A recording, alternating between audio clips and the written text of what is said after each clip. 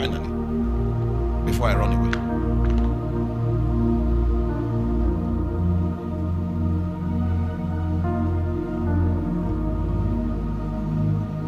There was a day.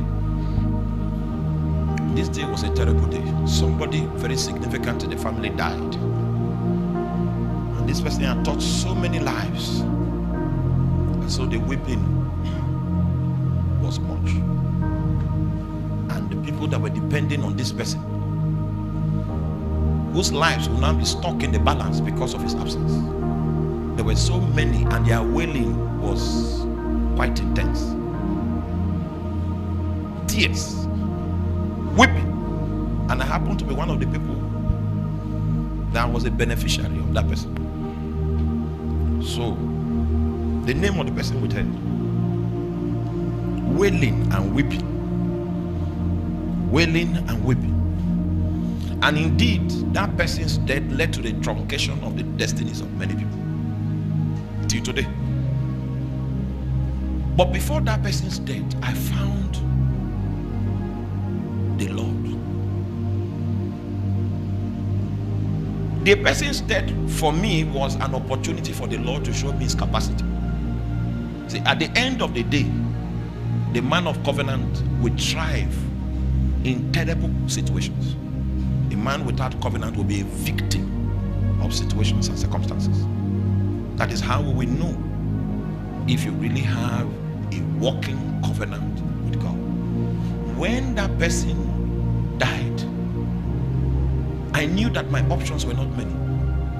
And what was available to me was the God I found in my sojourning. So I went to him. Because at that funeral, I knew that nobody would pay my fees. I knew that I was on my own. So I went to Jehovah. And obviously, the fees of so many people were no longer paid. I went to Jehovah. I said, there's a challenge. I don't know how I'll finish school. Can you help me? And the legitimate people that were on ground, that were supposed to carry my responsibility if the family system was functional, those ones, what they did was that they presented the situation as if they had their own issues to handle, and they are so handicapped that they cannot carry extra body. So at the end of the meeting that was held after the burial, there was no solution for anybody's life. Sometimes you need a situation like that to find where your strength really lies. And in the place of prayer, what God did was that he showed me a vision of some years ahead. And then in that vision, I was the helper of many men. So instead of God, are you with me? Now I was praying, who will help me? The vision I saw was that I was what? There. Sometimes the things you are looking for are the exact things that God has ordained you to be, but you are not looking to the possibilities that are in God. My prayer for sustenance for school fees, it ended after that vision. And then in practicality, the way it happened was that when we left the burial, I just had one more semester to go on campus. But then my sister's elder husband now came and said, God spoke to him to ensure that I don't suffer again. You know those days, how many of you remember when 200 naira note, 100 naira note came out for the first time? You know, we're using, the highest denomination was 50 naira then. That was the time. That was the first bundle of 200 naira notes I ever had in my life. With that bundle, there was no need to cook again. My life improved dramatically after that situation of loss. Dramatic. The stove was not needed.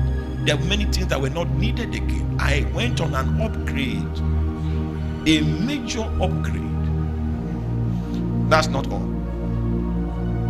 I was on campus, and the best restaurant on campus those days, the owner of the restaurant, some of you know the story, came to me and said in the spirit, she had a dream that somebody put charm in a restaurant. Then I now came and I removed the charm. I said, eh? And she noticed that customers are going. I said, okay. I went on 3 days fasting. On the 3rd day, I came to her. In fact, when she saw me, she called me. Customers have come back. I have done what she saw in the dream. She said I should come. That this seat in the restaurant is my own. Until I leave this school, I can come and eat for free. I didn't eat there once because I had money. God settled those issues. I didn't eat there. All kinds of things. Supply came from different waters. My life improved from that time till now. I don't know, but I came to challenge you. I came to challenge you tonight that it is possible for you to go another step higher. So what I'm saying is, my life was not as good.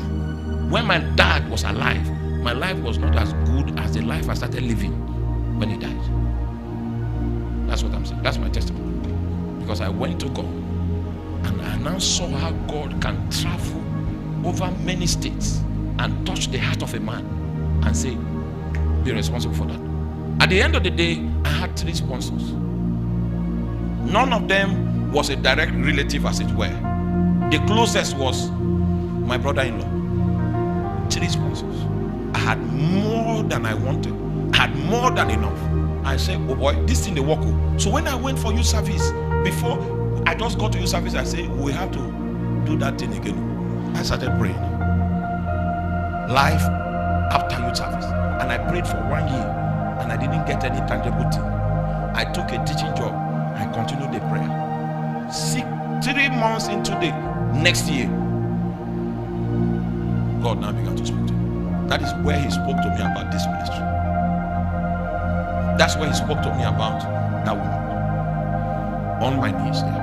I was not asking for wife. I was asking, what next after youth service? He showed me this ministry in Makode, and then he showed me a woman to match. When you are looking for a woman around the way,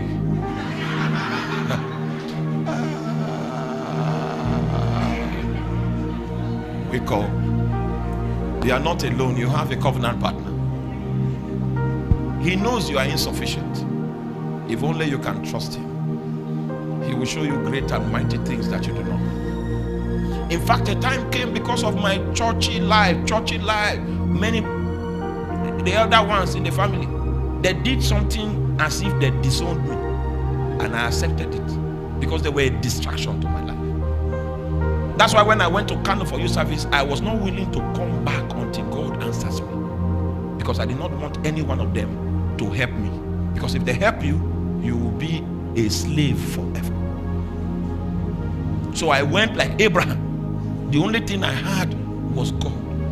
I came back from youth service a prophet. One that could discern the heart of God. Hallelujah. I never needed them after youth service because God answered all my questions. I have lived everything that God showed me till now. You know what He shows me now? Because I went back again. I went back again during my birthday, on my birthday. I locked the door when I came back from work on Friday. And I was there till Monday morning. And He showed me great signs. Yes. He showed me that the United Kingdom, Ghana, and South Africa, He has opened it to me now. Oh my. I was telling my wife before we came for this service, I had an invitation, my first invitation to South Africa to preach the gospel. I don't know. What do they call that place? Well, I've forgotten the name of the place. But He said, now is the nations. You have been going through training, and this is the time of emergence. Jesus. Follow him. He knows the end from the beginning. You can trust him. Then see, your life cannot be in a situation that is, there's nothing like helpless. Nothing like helpless. In this day of trouble and tribulation and trial, the Lord calls us to walk with him in covenant. He knows the way through the wilderness. The reason why you have faith is because you trust yourself. Leave that matter. Become a circumcision. And worship him how? In spirit. He showed me. He showed me. Yesterday after the meeting, I don't know, I think Kwame Nkrumah University is in Kumasi. Is that true? It's in Kumasi. So we are having a major revival conference in Kwame Nkrumah University. He spoke to me last year, and then now the doors have opened. In the United Kingdom, the doors have opened. Just like the Lord said it. He will always give the direction, and then he will bring what he has said to pass. I don't know if that's difficult. You wait on him to get direction, and then you allow him to bring the word to pass. That is a life I've lived for many years. I can show you my diaries. When God said this, when it came to pass, a lot of them, and I have a lot of diaries because I've documented my work with God.